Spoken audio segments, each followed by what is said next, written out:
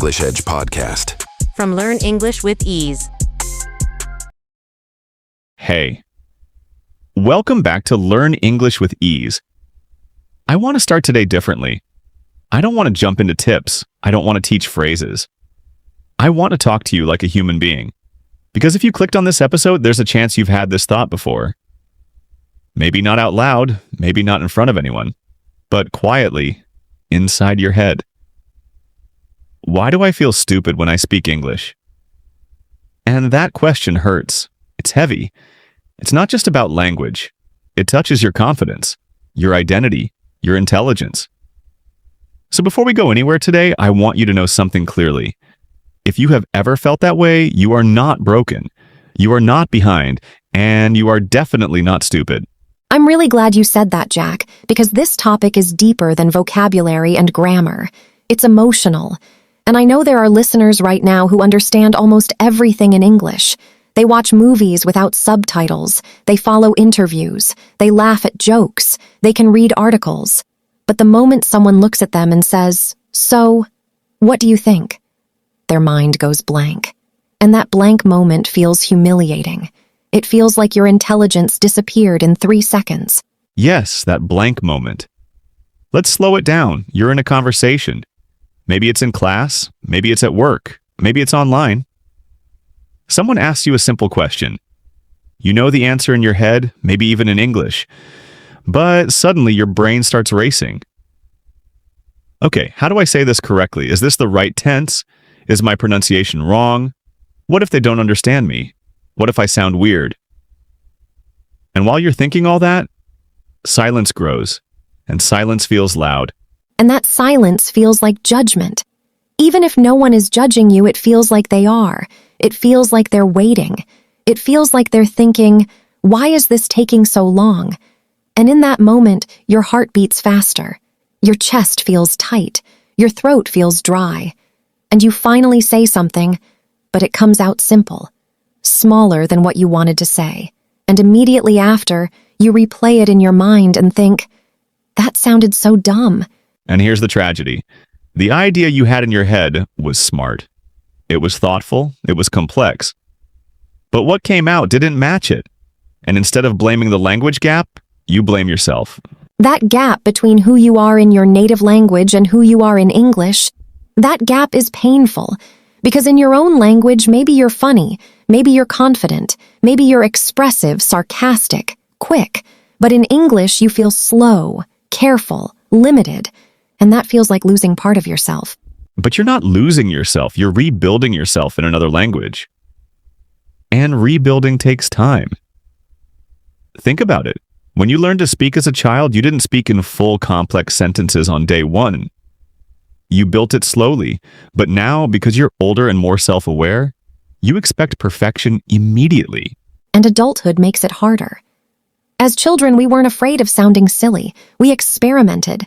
We made mistakes without shame. But as adults, every mistake feels like proof of incompetence, especially in front of other adults. There's also something neurological happening here. When you speak a second language, your brain is multitasking. It's retrieving vocabulary. It's checking grammar rules. It's monitoring pronunciation. It's scanning the listener's face for reactions. It's translating ideas. That's a heavy cognitive load.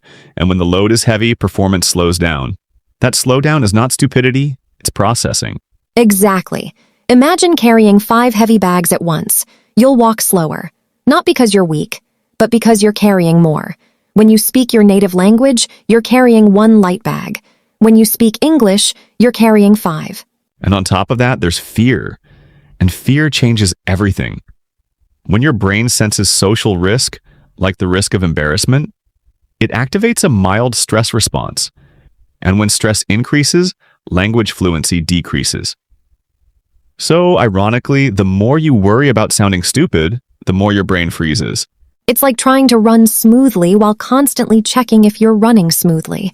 The self-monitoring itself interrupts the flow. Yes. And let's talk about comparison. Social media has made this worse. You see fluent English speakers everywhere. On YouTube, on Instagram, on TikTok. You hear smooth accents, fast responses, confident expressions. But what you don't see is their journey. You don't see the years of awkwardness, the mistakes, the embarrassing moments. You're comparing your behind the scenes to their highlight reel. And sometimes you're even comparing yourself to native speakers, which is completely unfair. They've had thousands of hours of natural exposure since childhood. Of course they sound effortless. Effortless comes from exposure, not intelligence. That's important. Fluency is not an IQ test. It's an exposure test. Let me say that again slowly. Fluency is not an intelligence test. It's an exposure test. And exposure takes time. Repetition. Real usage. Not just studying, and many of you studied English for exams, for grades, for grammar accuracy. But speaking is a different muscle. And if you haven't trained that muscle enough, of course it feels weak. But weak muscles can grow. That's the hopeful part. Nothing is fixed here. There's also perfectionism. Some of you don't speak because you don't want to make mistakes. You wait until you're ready. You wait until your grammar is perfect, until your vocabulary is wide enough, until your accent improves. But readiness is a moving target. You'll always feel slightly unready. And perfectionism sounds noble. It sounds like you care about quality. But sometimes perfectionism is just fear wearing a smart mask. That's powerful.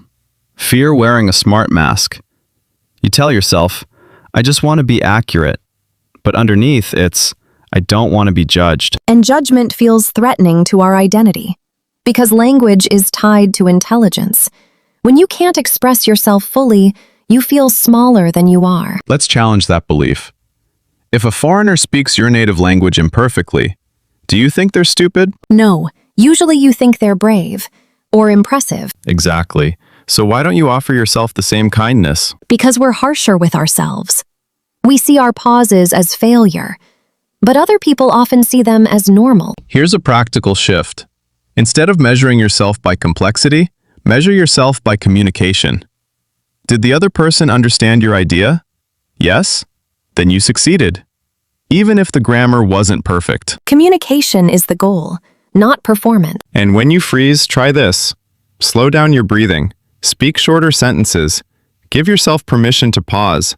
Silence is not proof of stupidity. It's space for processing. And build confidence in small daily ways. Narrate your day in English in your head. Describe what you're doing. I'm making tea. I'm feeling tired. I need to finish this task. These tiny habits reduce the load during real conversations. Also, practice speaking imperfectly on purpose. Record yourself. Talk alone. Talk to a friend who understands your level. The more you experience surviving mistakes, the less scary they become. Because most of the fear isn't about the mistake. It's about the emotional meaning you attach to the mistake. Exactly. A grammar error is neutral, but you interpret it as, I am not smart. That interpretation is optional. And I want to talk to the listener who feels behind. Maybe you're in your 20s, or 30s, or older, and you think, I should be fluent by now. But language doesn't follow age rules, it follows consistency rules. You're not late. You're just on your timeline. And progress is not linear. Some weeks you feel amazing, some weeks you feel stuck. That doesn't mean you're regressing, it means you're learning. There will be conversations where you surprise yourself, where you respond quickly, where you think, wait, did I just say that smoothly? And those moments are proof that your brain is building new pathways. Even when you feel stupid, your brain is adapting, growing, rewiring. So maybe the real question isn't, why do I feel stupid? Maybe it's, why am I being so hard on myself? Because growth feels uncomfortable. And discomfort is easy to mislabel as inadequacy. But discomfort is often a sign that you're stretching. And stretching is how you expand. So next time that voice says, you sound dumb, pause and respond internally, no, I sound like someone learning. Because that's the truth. You are not stupid. You are learning under pressure, in a second language, in front of people. That takes courage. And courage doesn't always look confident. Sometimes it looks shaky. Sometimes it sounds hesitant, but it's still courage. And if you're still listening right now, that means you care. You want to grow. You haven't given up. That alone tells me something about you. It tells me you're resilient. And resilience matters more than perfect pronunciation. So stay with that. Stay in the process. Keep speaking, even when your voice shakes, even when your sentences are simple. Because every time you speak, you weaken that old belief that you're stupid. And one day, you'll look back at this version of yourself, the one who doubted, who froze, who felt small, and you'll feel proud. Because you didn't quit. And I want to stay right there for a moment, because some of you are still thinking, okay, I understand all of this logically. I know it's cognitive overload. I know it's fear. I know it's comparison. But why does it still feel so real? Why does it still hit my chest like shame? And that's important, because this isn't just about language mechanics. It's about identity. When you speak, you are not just sharing information. You are showing who you are. And when that version of you feels smaller than your real self, it hurts deeply. Yes, because language is personality. Think about it. In your native language, you probably have a rhythm. You have humor. You have timing. You know when to interrupt playfully. You know how to tell stories dramatically. You know how to argue your opinion strongly. But in English, you might feel flat, basic, neutral. And that gap creates frustration. It's like wearing clothes that don't fit your personality. And when people respond to that limited version of you, you think they're responding to you. But they're not. They're responding to your current English level. That's temporary.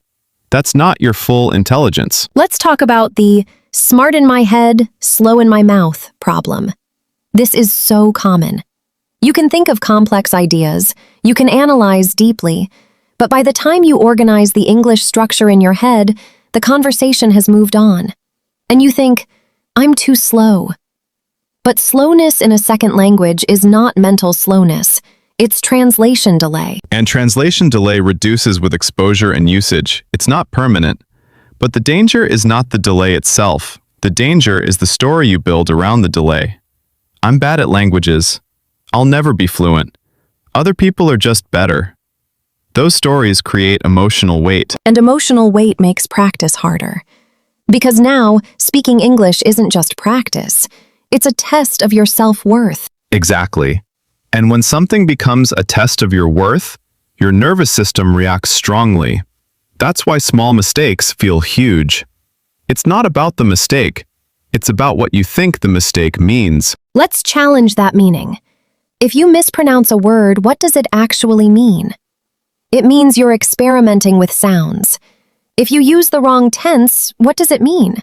It means you're building grammar in real time. These are signs of learning, not signs of stupidity. But maybe you had experiences in the past that made this fear stronger. Maybe a teacher corrected you harshly in front of the class. Maybe classmates laughed. Maybe someone switched to your native language because they thought your English wasn't good enough. Those moments stay in the body. Yes, the body remembers embarrassment. And sometimes when you freeze in English, it's not just about today's conversation. It's about all the past moments stacked together. So part of growing is separating the present from the past. The person you're speaking to now is not your old teacher. The moment you're in now is not that classroom. You're allowed to redefine your experience. And here's something powerful. Most people are kinder than your memory suggests, especially in international environments. Most people appreciate effort. There's also another hidden pressure. Wanting to sound impressive. Maybe you don't just want to communicate, you want to sound intelligent, sophisticated, professional. And that desire is valid. But when that desire becomes pressure, it blocks flow. Because flow requires safety, and pressure removes safety. So maybe for a while, your goal shouldn't be sound impressive. Maybe it should be sound clear. Clarity before complexity. Stability before style. And style will come naturally when clarity feels automatic. Think about musicians. First, they learn basic scales slowly. Only later do they improvise beautifully. And right now, you might be in the scale practice stage. That's not boring. That's foundational. Let's also talk about accent insecurity. So many learners feel stupid because of their accent. They think if they don't sound American or British or Australian, they sound wrong.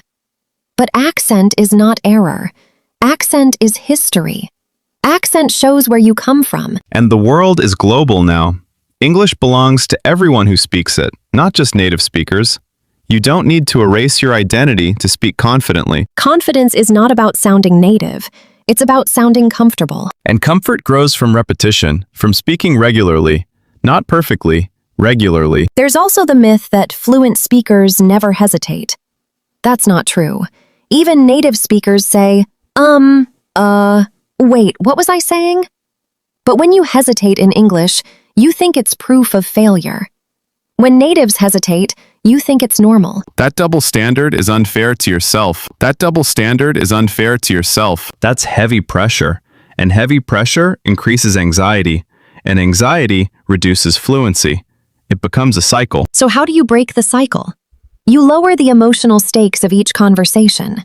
Instead of, this conversation decides my future, think, this is one small practice moment. Shrink the moment. Make it manageable. And remember, fluency is built in thousands of small, imperfect conversations, not one perfect performance. Let's imagine something. Imagine two learners.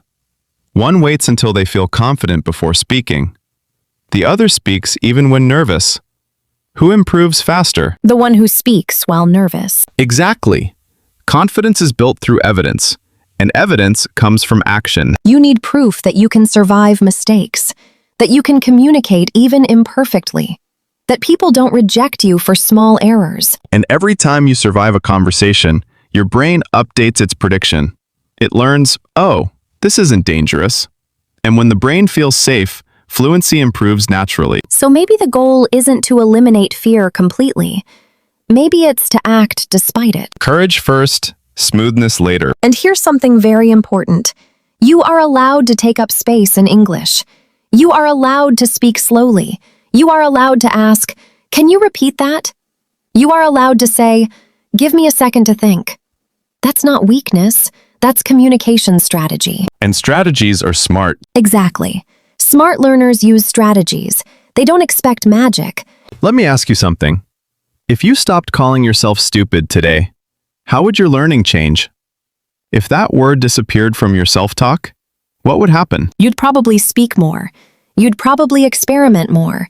You'd probably recover faster from mistakes. Because shame slows growth, but self-compassion accelerates it. Because shame slows growth, but self-compassion accelerates it. And yet you're doing it. Right now, listening to this, reflecting, trying again. That doesn't sound like stupidity to me. It sounds like persistence. And persistence wins in the long term. So the next time you're in a conversation and you feel that familiar heat of embarrassment rising, I want you to notice it. Not judge it, just notice it. Say internally, this is discomfort, not stupidity. That small shift can change your entire emotional reaction. Because when you label something accurately, it loses some of its power. And discomfort is temporary. Growth is lasting. And you are growing, even on days when you feel stuck. Even on days when you replay your sentences at night and cringe. That replay means you care. And caring is fuel for improvement. So stay in it. Stay in the process. Let the awkward conversations happen. Let the pauses exist. Let your voice shake sometimes. Because on the other side of all that practice is a version of you who speaks more freely. And that version is not a different person. It's still you, just with stronger language pathways. And we're not done yet, because there's another layer we need to explore. The difference between sounding simple and being simple. Those are not the same thing at all. Let's go deeper into that, because this might be the most important shift of all. Sounding simple is not the same as being simple. When you speak English and your sentences are short, basic, or not very expressive, that does not mean your thoughts are basic. It just means your current language tools are limited. Tools can expand. Intelligence doesn't shrink. Exactly. If a genius scientist suddenly had to explain quantum physics in a language they just started learning last year, they would sound simple too. Not because their ideas are small, but because their vocabulary access is still growing. Language is a vehicle. If the vehicle is small, it doesn't mean the driver is small. I love that. The vehicle is small, not the driver. And right now, maybe your English vehicle feels like a bicycle when your ideas feel like a sports car. That mismatch is frustrating, but bicycles can turn into cars over time, with practice, exposure, and repetition. And I want to talk about something subtle. Sometimes the reason you feel stupid is because you're trying to translate your personality directly. You want to be funny in English the same way you're funny in your native language.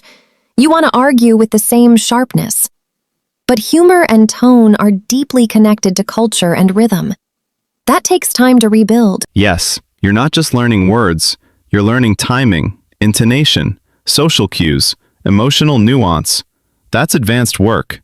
Of course it feels awkward at first. But awkward is not a permanent state. Awkward is a stage. And stages are temporary. Think about the first time you tried anything new. Driving, coding, presenting in class, going to the gym. The beginning always feels clumsy. But if you had quit every time you felt clumsy, you wouldn't have mastered anything in your life. So why treat English differently? Why decide that awkwardness here means I can't do this instead of I'm in the early phase? Let's also address the late-night overthinking.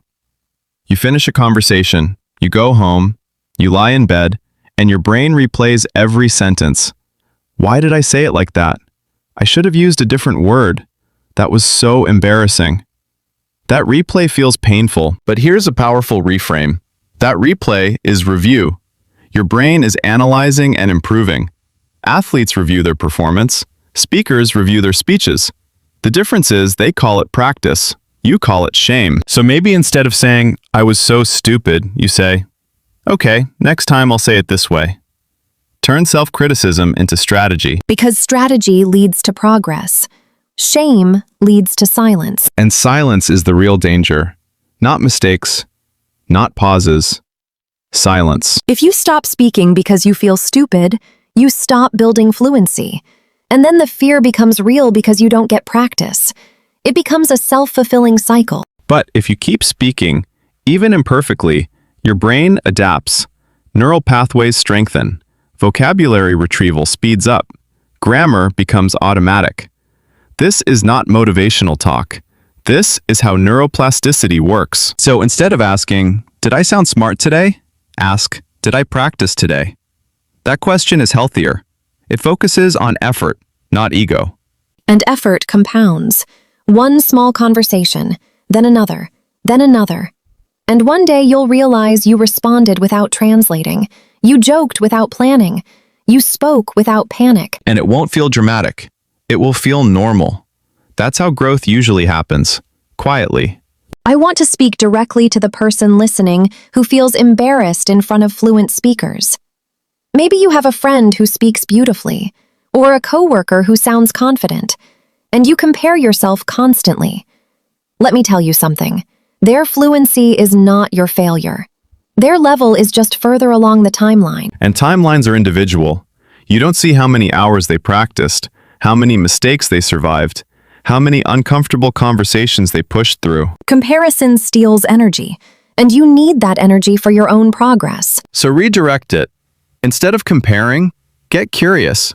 Ask, what habits help them? Not, why am I worse? Curiosity grows skill.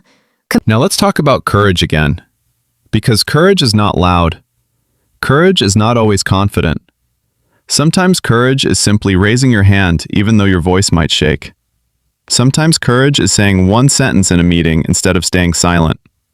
Sometimes courage is recording yourself and listening back, even when it feels uncomfortable. And every act of courage sends a message to your brain. I can handle this. That message slowly replaces the old one.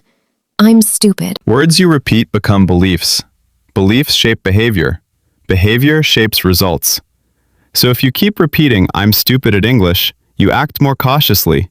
You avoid speaking. Your progress slows. But if you repeat, I'm improving, you take more action. And action creates evidence. Evidence builds confidence. Not positive thinking alone, real evidence. So collect evidence. Small wins count. You answered a question? Evidence. You understood a joke? Evidence. You corrected yourself mid-sentence? Evidence. You didn't switch to your native language? Evidence. And let's be honest, even native speakers sometimes feel stupid in conversations. When they don't know a topic, when they can't find the right word, when they speak under pressure. Feeling stupid is a human experience, not a second language experience. That's so important. This feeling is not proof that you don't belong in English. It's proof that you're human under pressure. And pressure can be managed. Breathe slower, speak slower, allow pauses, ask for clarification. These are mature communication skills, not weaknesses. And remember this, the goal is not to impress everyone. The goal is to express yourself more freely over time. Freedom grows gradually. One day, you'll be in a conversation and realize you're not thinking about grammar at all. You're just talking, and you won't even notice how far you've come until you look back. And when that day comes, you'll remember this version of yourself. The one who doubted, the one who felt embarrassed, the one who almost stayed silent. And you'll feel proud that you didn't quit. Because quitting would have been easier, but you chose growth. So let's replace the sentence once and for all. Not, I feel stupid when I speak English. Replace it with, I feel uncomfortable because I'm growing. That's accurate. That's honest. Growth stretches you, and stretching can feel awkward, but it's a sign that you're expanding beyond your comfort zone. And I want you to hear this clearly. Your worth is not measured by your fluency level. Your intelligence is not measured by your accent. Your value is not reduced by pauses. You are more than your current English ability. And English is a skill. Skills can be trained, improved, refined. They are not personality traits. So keep training, keep showing up, keep speaking, especially on the days you feel unsure. Because the only real way to stay stupid at something is to stop trying. And you're not stopping. You're here, listening, reflecting, growing. So the next time that old voice tries to whisper, "You sound dumb," answer it calmly. No, I sound like someone learning bravely. And bravery always wins in the long run. Stay patient with yourself. Stay consistent. And most importantly, stay kind to yourself. Because kindness creates safety, and safety creates fluency. We believe in your growth, even on the days you don't. And we'll keep walking this journey with you, one imperfect, powerful sentence at a time.